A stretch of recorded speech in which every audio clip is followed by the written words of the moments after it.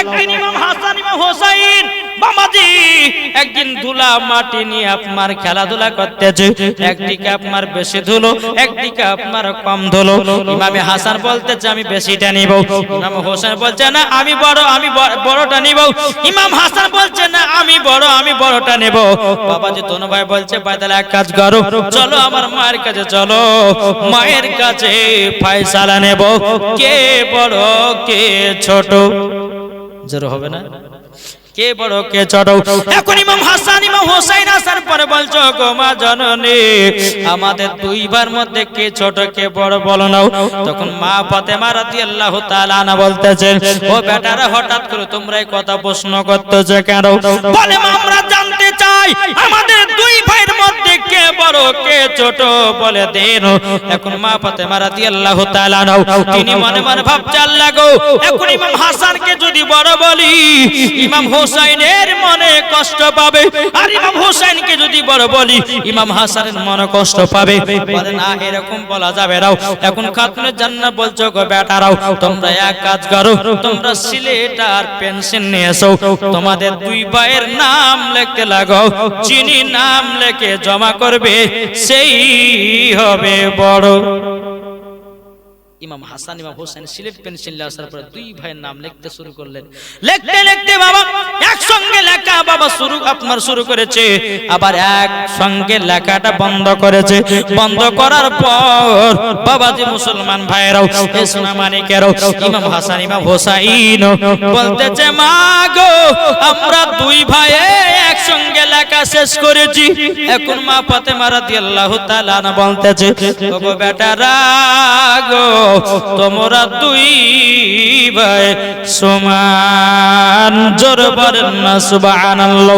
মা ফাতেমা বলছে ও বেটারা তোমরা দুই ভাই সমান, জোর বলেন। এখন ইমাম হাসান ইমাম হোসেন বলছে বলে মা আপনার ফয়সালা কেমন কেমন লাগলো? চলবে না। দোনো ভাই কি করলেন টুকটুক করে হযরত আলী রাদিয়াল্লাহু তাআলা আনহু কাছে গেলেন। ও আব্বা জান আমাদের দুই ভাইয়ের মধ্যে কে বড় কে ছোট বলে দেন। হযরত আলী রাদিয়াল্লাহু তাআলা আনহু তিনি বলতেছে ওগো আমার বেটারাও হঠাৎ করে এই প্রশ্ন কেন বলে আব্বা গো আপনি বলেন আমাদের দুই ভাইয়ের মধ্যে কে বড় কে ছোট।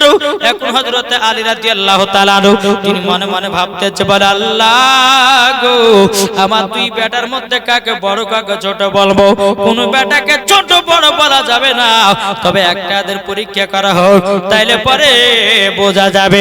এখন বাবা হযরত আলী রাদিয়াল্লাহু তাআলা আনহু তিনি বলছে বেটারা শোনো তোমরা এক কাজ করো, ওই দেখো একটা ডালিমের গাছ দেখা যায়, বেদানার গাছ দেখা যায়, ওই বেদানার গাছ থেকে দুটা বেদানা নিয়ে আসো, আর ওই বেদানা থেকে দানাগুলো ছড়িয়ে নাও। ওই দানাগুলো যে আগে গোনা শেষ করবে সেই হবে বড়। বেদানা নিয়েছেন দানা ছড়ালেন, দুই ভাই গন্তে শুরু করেন, গন্তে একসঙ্গে গোনা শেষ।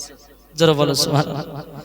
বাবাজি মুসলমান ভাইরাও এ সোনা মানিকেরাও যখন বাবাজি কথা বলো এখন ইমাম হাসান ইমাম হোসেন বলছে বলে আব্বা জান আমরা তো একসঙ্গে গোনা শেষ করেছি।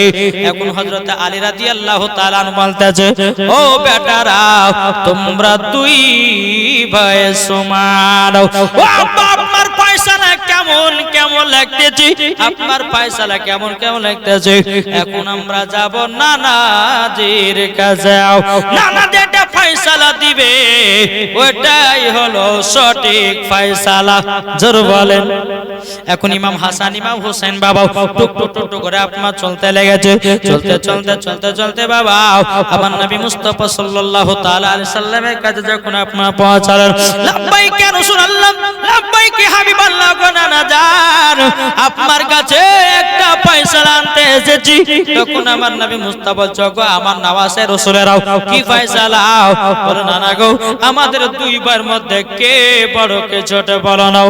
তখন আমার নবী বলতে আল্লাহ গো এখন ইমাম হাসানকে যদি বড় বলি ইমাম হোসেনের মনে কষ্ট পাবে, আর ইমাম হোসেনকে যদি বড় বলি ইমাম হাসানের মনে কষ্ট পাবে, আমি কাউকে দুঃখ কষ্ট দিতে পারবো না।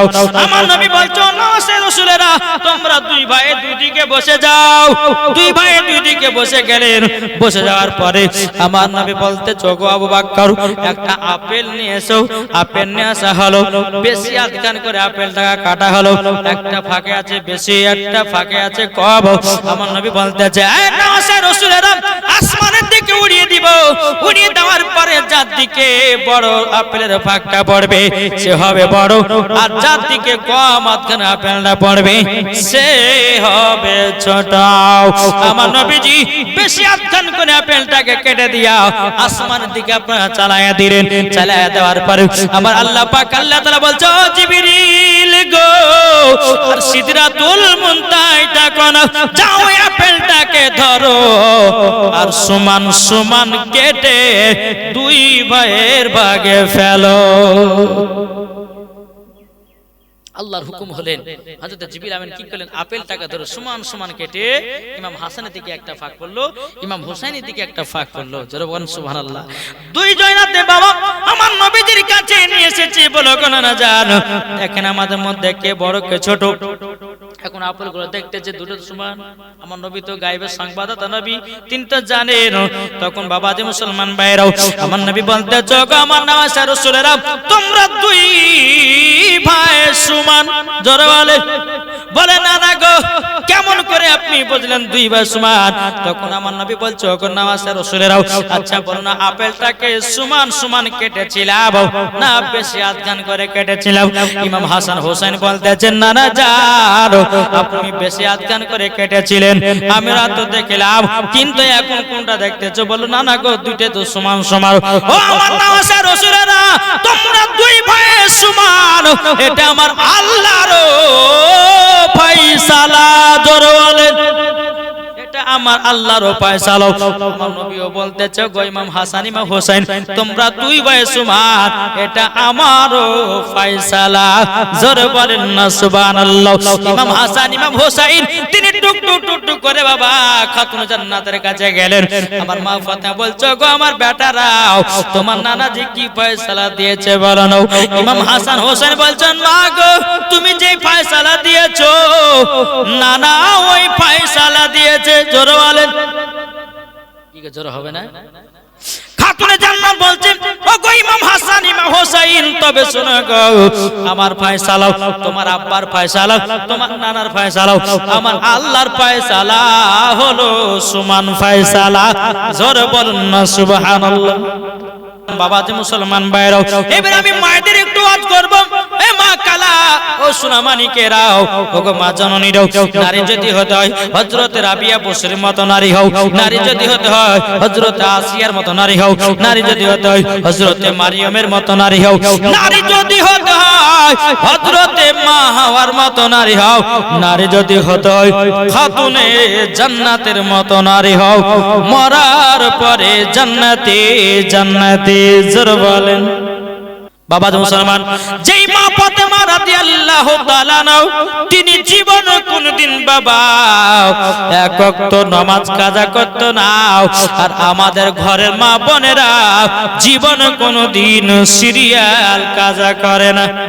বাবা মুসলমান হে সোনা মানিকেরাও তাই মাদেরকে বলতে চাই ও মা জননীরা মা ফাতেমা রাদিয়াল্লাহু তাআলা আনার মতো নারী হন, তাইলে মা গো মরার পরে জান্নাতি হবেন।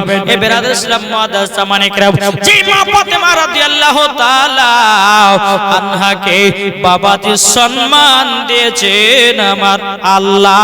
জোরে বলেন না সুবহানাল্লাহ।